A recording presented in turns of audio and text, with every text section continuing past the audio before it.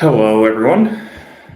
I'm Antti from Synergi. I'm very excited to have all of you here. Um, in today's stream, we'll be focusing on electric vehicles and demand response, and really kind of talking the details of how demand shifting and electric vehicles can really help utility companies to maximize their customer-owned energy assets. If you have any questions, feel free to post them into the chat. I'll be answering those either in the end of the session or then during the session. But in any case, we'll have a good amount of time to discuss on the questions side as well. So once more, welcome from my side. I'm Antti from Synergi, and let's kick off. So what is happening in the energy markets and how are, for example, EVs and flexibility related to it? Well, one thing is for sure, there's a massive need for additional flexibility and households are ready to provide it. When you look at any market in Europe, especially when it's winter, you can see that there are some massive needs in the grids. It's sometimes hard to meet all of the consumption that is happening at the same time, especially in the Nordics, for example, during cold times. And then on the other hand, when you look at, for example, countries' targets when it comes to some energy transition related targets, climate mitigation related targets, flexibility and these topics are at the core of it. So today we'll be kind of focusing on what is household flexibility and why it is a massive opportunity for all stakeholders. Today, especially, we're going to be taking a utility company point of view to really go into the deep end of what EVs and flexibility mean for utility companies. First, let's begin by looking at kind of like how is the market actually growing? What is happening out there? Well, we've already witnessed massive growth in for example, all distributed energy resources in homes. But when you compare, for example, the 2024 figures into the 2030 figures, you can see that, for example, electric vehicles will grow from 8 million to over 40 million in the next 6 years. Heat pumps will triple in the next 6 years. And pretty much everything we see in households when it comes to the electrification will grow very rapidly. And that does create, well, first of all, a big challenge for the grids, for the distribution system operators, and for the utility companies. But at the same time, it can be a massive opportunity if actually utilized well. Then we kind of get to the question of actually where to find the flexibility, what energy sources are suitable for aggregated flexibility, what work the best, and how can we use those? So when looking at some kind of global data, we can see that pretty much when you look at the households, naturally you can have some industrial flexibility coming from big battery plantations or some big electric boilers. But when focusing on households especially, you can see that the household flexibility predominantly comes from mobility and storage assets. And then in the Nordics, it also comes from heating, which is a significant amount of the consumption, especially during the winter times. One thing that really has kind of enabled and kind of been driving the flexibility forward in households in the past years and in the past decades, and which will be a driving force in the upcoming years, is smart meters. So to kind of really understand what the smart meters are doing is simply speaking, they enable that households can have dynamic contracts, contracts that are tied to the day ahead electricity prices. And this so-called behind the meter flexibility has really been enabled because of the smart meter rollout. And now when there's the new generation of smart meters being rolled out in every European country, this will create even more opportunities for utility companies and distribution companies to make the most out of the household assets. But then going into more deeply to the topic of how can one benefit from the household flexibility? there hasn't been much markets for this kinds of things in the past years. And when you look at, for example, the electricity markets from the past 20 years, there's not been many use cases where you can utilize this. So let's have a look. First of all, flexibility, and now when we're talking about this aggregated flexibility that you can turn either consumption up or down, it can be used in this kind of wholesale context. And what this means is actually that utility companies and BRPs meaning balancing responsible parties, can utilize the portfolio flexibility in their own electricity procurement, in their forecasting. They can use it to mitigate their imbalance errors, and maybe most importantly, they can create different incentives for the end users to use electricity when it's actually smart and when it's actually makes sense from the end user's perspective and from the utility company's perspective. Secondly, the flexibility, I think the most typical use case probably is in ancillary markets, in reserve markets.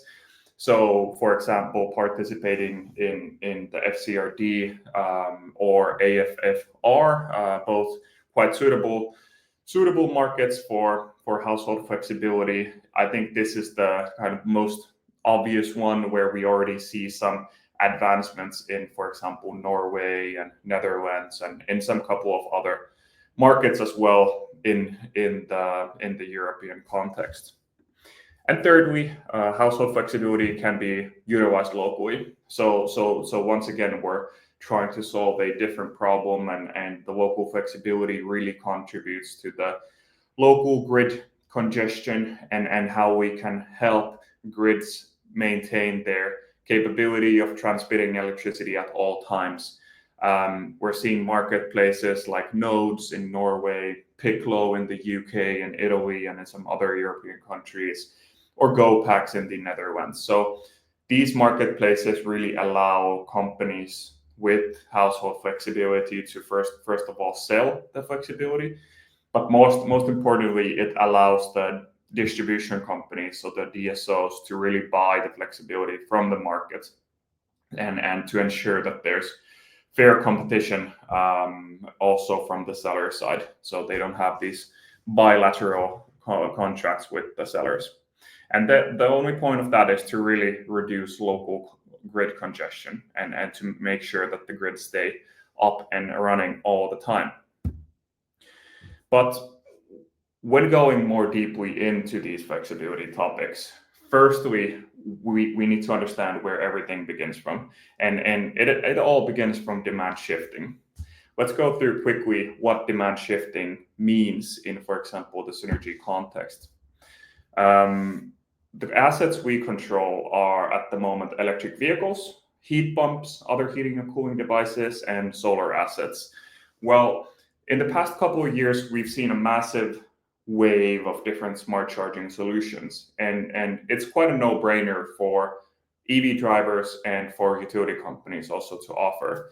It's a very powerful tool how households can actually shift their consumption to happen at the cheapest hours of the day. And this shifting of the consumption actually is the enabler of demand response and of household flexibility, because if you're not having this kind of shifting in place, then it's very hard for you to, for example, forecast your own loads or forecast the capacity that you can offer to the grid. And so this is very much the kind of version one when utility companies are, for example, thinking about participating in the flexibility markets with their household assets in the future. So smart charging is the version one for EVs to do that. You can also do the same thing with heat pumps, for example. Often with heat pumps, they are different from the kind of dynamic perspective than electric vehicles. It's not a on or off thing, but it's more than it's always on, and then it's more this kind of demand steering. So you steer the consumption to happen at the relatively cheap hours of the day. So as we're nowadays seeing massive volatility in the day-ahead prices and in the daily prices of electricity, there is a lot of optimization to be done there, and heat pumps are especially good for that. Heat pumps, we haven't seen much participating in many flexibility markets, especially in Europe. And there's a couple of reasons for that. Firstly, the kind of data and reporting capabilities of heat pumps are not as good as with EVs. And second of all is that the market is still very much growing. So when you look at European homes, for example, heat pumps are very much taking over, but still most of the European homes are warmed with gas or oil boilers. But the thing is different in Nordics. There's already 5.7 million heat pumps, which actually provide quite a lot of base capacity for one to optimize. So we're also looking very much forward to actually being able to bring heat pumps into the flexibility markets in the future.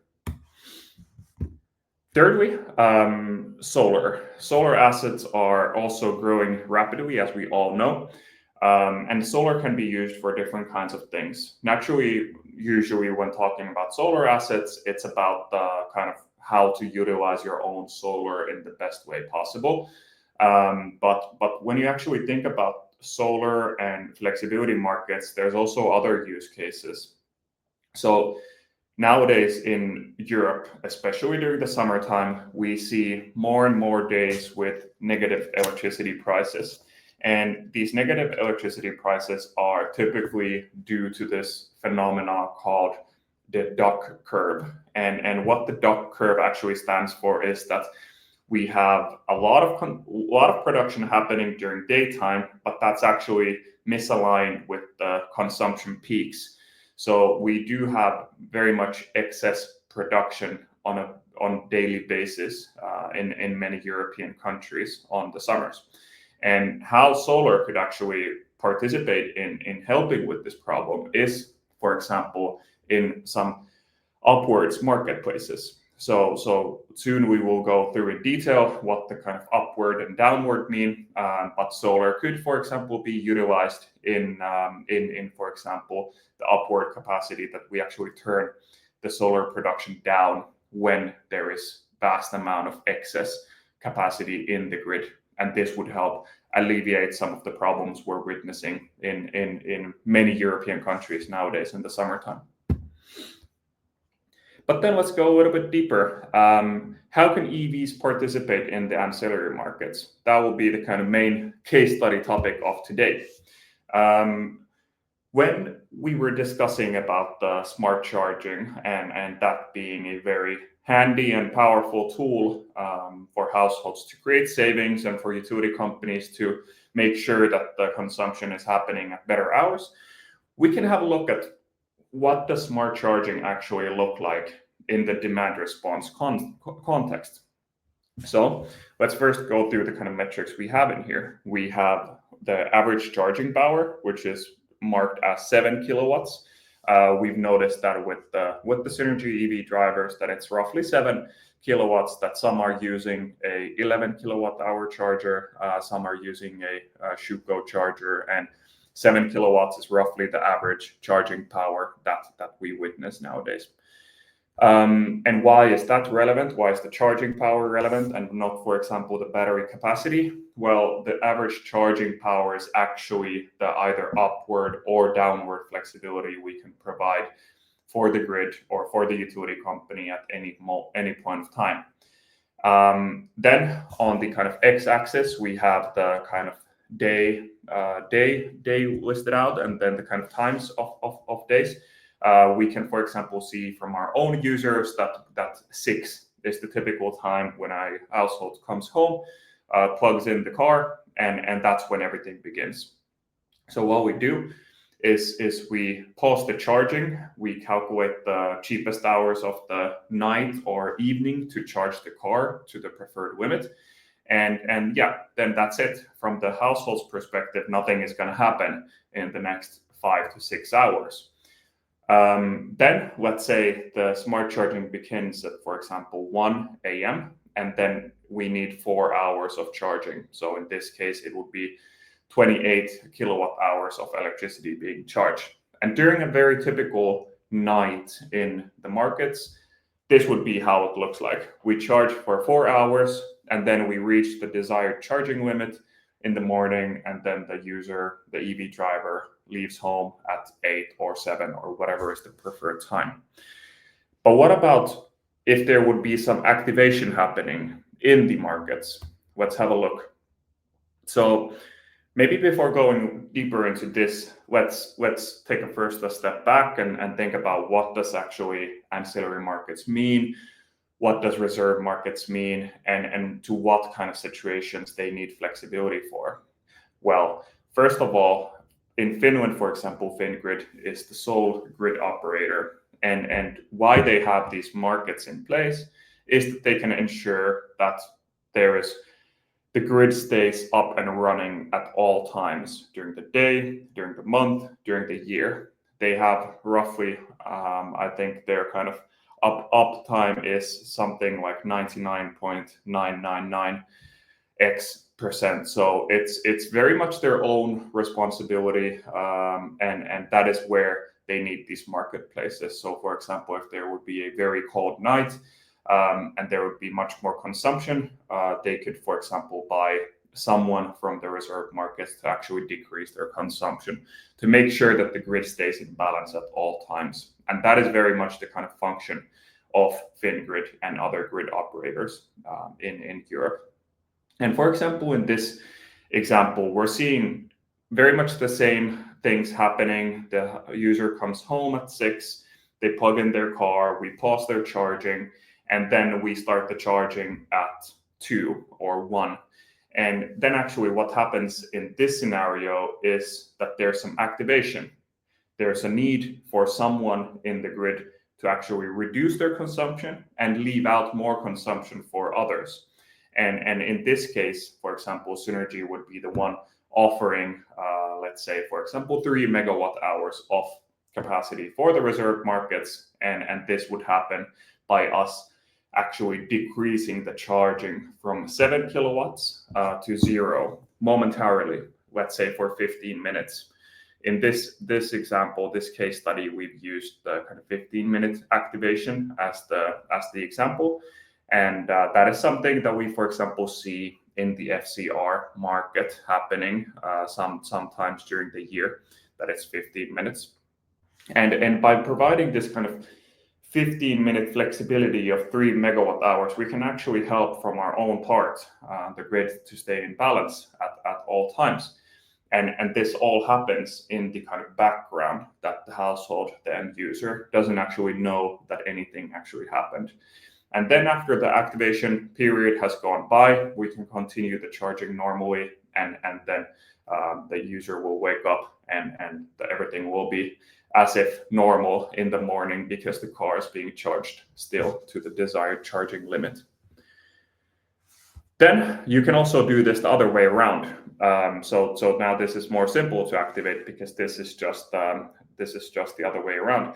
So now in this example, we have, for example, a situation in the grid where we need to increase our consumption. So when would there happen, for example, that someone needs to actually increase their consumption and the grid operator is ready to pay for it?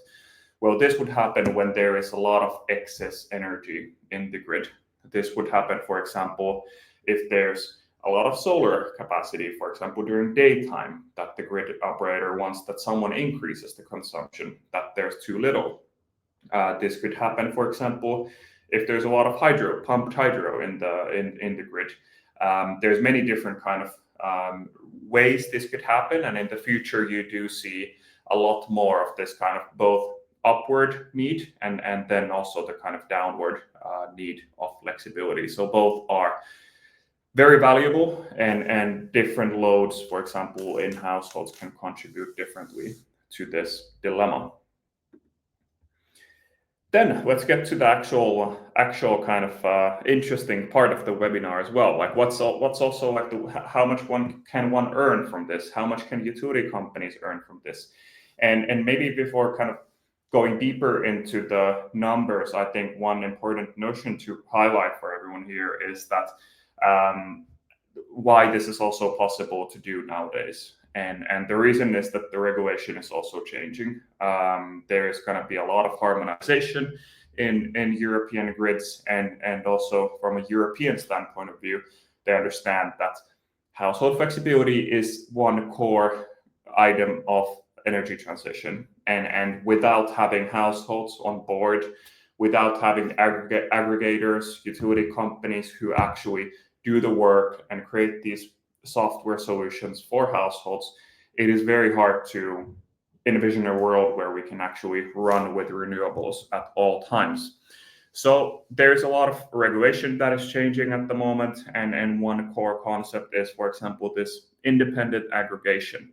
This framework allows, for example, companies like Synergi to participate in reserve markets without, for example, the need of being a balancing responsible party, so a BRP, or for example, for us to aggregate loads from many different BRPs, because that's pretty much how it is in many markets, that you have a lot of different balancing responsible parties, and then these aggregators can utilize the household flexibility from many different BRPs. And then when you actually look at the kind of monetization part of it, you can see, for example, these are figures from the Finnish reserve markets, and you can see that roughly with 1,000 drivers participating in flexibility programs, one can earn over 100,000 euros per annum from the FCRD markets. And what is actually interesting, when you look at the graph on the bottom right, you can see the FCRD earnings per charging session. So this is going into a little bit more detail into what does the upward flexibility look like and what does the downward flexibility look like, and they're roughly the same. And then that totals 1.1 euros per charging session. And on average, households do 3 to 5 charging sessions per week. Naturally, there's different routines, different habits in every EV driver, so that differs. But on average, you could say that that is something of the ballpark. Then I was mentioning in the beginning that there's also other kinds of flexibility avenues out there. Some are more easier, some are more complex. One thing that we haven't seen happening a lot in the European markets is this wholesale flexibility. How can utility companies utilize their own flexibility in a better way? How can utility companies, for example, move their consumption to the cheaper hours? And how can they, for example, nowadays there's a lot of discussion about profile risk. And when households are moving, for example, into spot contracts, the profile risk is moving from the utility companies to the households, which is a great thing. But still, there's over 95% of European households who have fixed price contracts. So there's still the big market, the big mass, who actually don't carry the profile risk of their own consumption. Well, there's different solutions on how to do that. First of all, utility companies need to understand better what's happening below the hood. So utility companies need to understand who are their customers, who is using electricity in what way during what hours and using what services. That is kind of like the baseline. Without understanding what's happening, it's very hard to make things better. So nowadays, when you see EVs taking over and homes being heated by electricity, it's getting easier also for utility companies to understand, for example, through your own digital tools, that hey, what's going on? And when you have, for example, understanding that on average your portfolio, for example, consists of 20,000 electric vehicles, 30,000 heat pumps, 10,000 solar panels, then you can start to think about different solution, actually, how you can optimize those, how the households can optimize those, and how can you make the most out of it. One very kind of simple context and example we like to often bring up is this demand shifting of fixed price EV drivers. It's a very simple example, but it's actually good because it's so simple. And with the red line, you can see the typical behavior of a fixed tariff customer. And what is the typical behavior? Well, it's that you come home at 6, you start charging, you charge during the evening because you don't have any incentives to charge when it's cheaper, and that's it. Your EV is being charged during the most expensive hours of the day, because it doesn't matter for you because you have a fixed price tariff.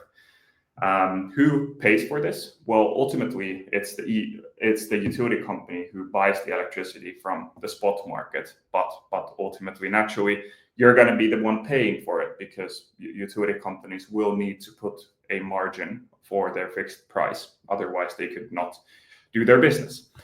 So what we're actually proposing is, for every utility company, is that what if you would create the incentive that the household would use electricity more when it's actually cheaper and without disturbing their everyday life.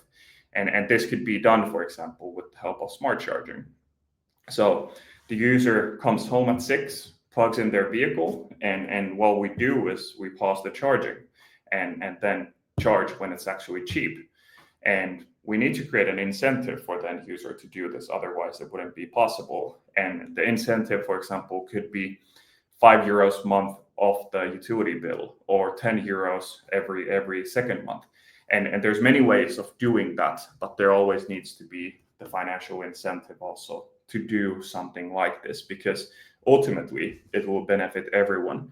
You will get a cheaper electricity bill, the utility companies can sell cheaper electricity, and yeah, it's a win-win. So what we've actually discovered today is that distributed energy resources are getting more and more popular, providing more potential flexibility in all markets. The need for flexibility is growing rapidly across the whole Europe, especially when energy transition progresses. We're seeing more volatile prices, we're seeing more vulnerabilities in the grids, in the local grids, and all kinds of flexibility are needed. And thirdly, flexibility can be utilized in many different marketplaces, and it can benefit multiple stakeholders, including the transmission system operators, the distribution system operators, and utility companies. So there is something for everyone in this new movement. I've now had my time to go through the topics.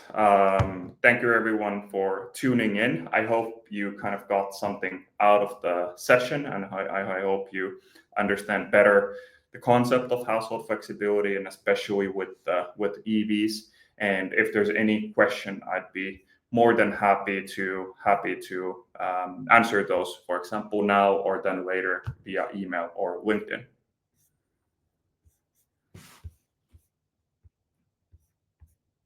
Perfect. I am now open the comments, and I can see that there is some questions. I'll begin from the latest ones. So in the reserve market scenario, what's in it for utilities? If Synergi operates household assets such as EVs, how can I as a utility benefit from it? That's a great question. And how it actually looks like for utility companies is that some utility companies are building these solutions on their own. So they build their own software, their own mobile application, their own reserve market connection. But how it actually looks like, for example, how we do it at Synergi, is that there is a revenue share. So we can share the revenue we actually get from the reserve markets, because we know that it's extremely expensive for utility companies to build the software. So in essence, these should be viewed from the utility point of view as ways of actually making sure your customers stay in the future as your customers. And second of all, how can you diversify your revenue streams? So how can you make flexibility an actual revenue stream of the future? That's what at least we say always, that should be the thing you would be looking at. Then there is another great question. How reliable are heat pumps to participating in demand response, let's say over EVs? I would say that, for example, when you think about this wholesale flexibility and that context, heat pumps are a very suitable load. We just discussed it this week, for example, within Synergi, that they can actually provide quite a lot of base load. So when you think that one heat pump is on average consumes 3 kilowatts when they're heating up, and when you actually turn them down to the minimum, they only consume roughly 200 watts. So there's like 2.8 kilowatts of delta in there.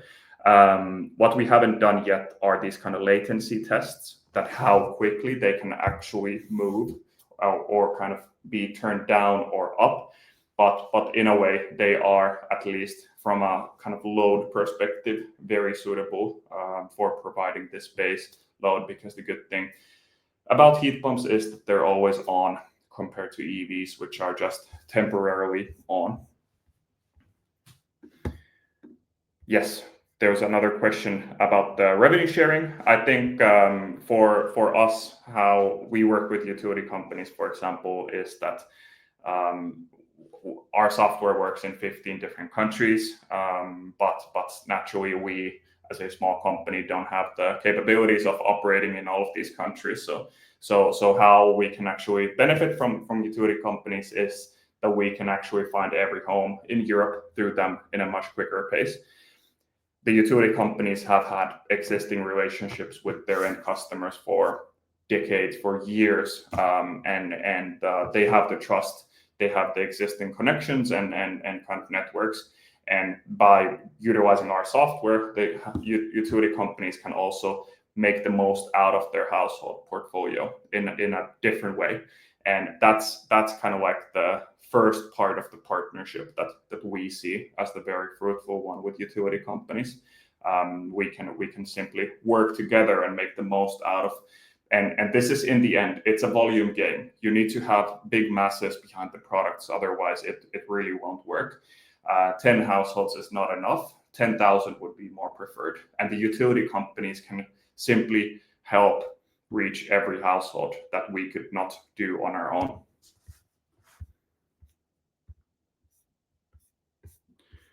Yes. For example, in what I mentioned in this slide, let's go in here. So, for example, local flexibility is one quite active marketplace already at the moment. I recommend checking out those 3 marketplaces. So Nodes, Piccolo, and GoPax.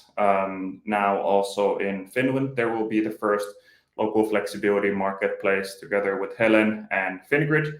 That will be very exciting market development also for the Finnish electricity market. That is something that is happening. Then, for example, wholesale flexibility, that happens in many different markets. Some of the most prominent players doing that are, for example, Octopus Energy in the UK. So they, for example, have smart charging packaged a little bit differently. So Octopus Energy in the UK doing that, and then I think also 1,5 in Germany, for example, how they are providing cheaper electricity contracts for their end customers. So those are a couple of examples. Then when you talk actually about, for example, the ancillary markets, there you see, for example, EVs participating in the reserve markets with Tibber in Norway, for example, and Sweden. In Sweden, you have also a lot of flexibility schemes around home batteries. So those have been very good load to actually bring to the reserve markets. Yes, that is a great question, and that is actually like the main thing we're actually working on at the moment. So how to get customers on board? That is a difficult thing, because, for example, this electricity optimization it's something that's happening in homes. No one wants to give up the kind of like your home's comfortability, for example. You don't want to give up your decision power of things, and that comes from a couple of different things. Firstly, the service you're using needs to provide the value for the end users to actually use it. Sometimes you see that these are subscription priced services out there, but you also see that these are free services to use out there. And for example, if a end user has a spot price contract, that creates a very good basis for actually using services like this and using these kind of flexibility schemes, because you can actually save quite a lot of money by demand shifting alone. And then if you can just, let's say, get some monthly earnings on top of that, then we believe that that creates enough incentive for you to actually participate in the flexibility scheme. But also, it's important to make these topics like interesting and actually exciting for the end users. They don't happen alone, and you can't have a dull product or a dull program out there. You need to create the excitement, and you need to create the trust with the end user, and that comes from transparency and usability and user experience. And all of these things are super important for actually getting the masses on board.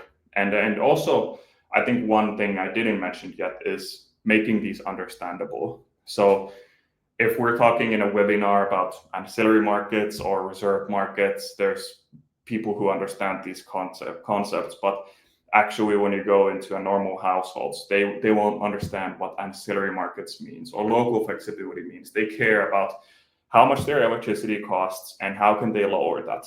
That's kind of like their attention span. So you need to make these very understandable. The terminology needs to be simple, and the usability needs to be very simple in order to actually get everyone on board.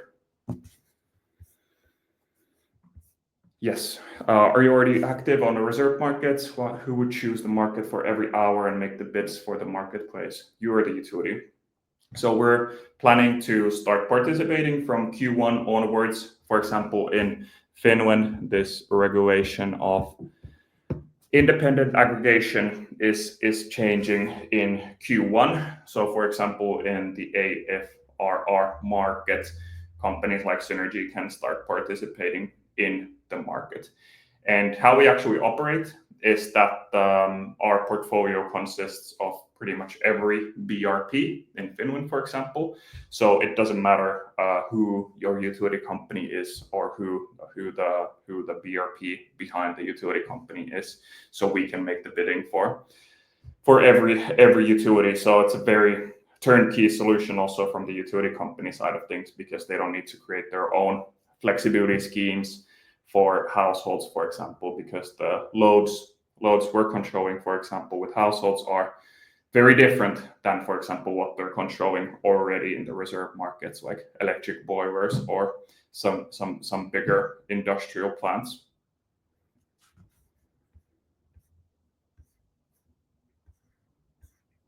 Perfect. I'm just checking, did I miss any questions?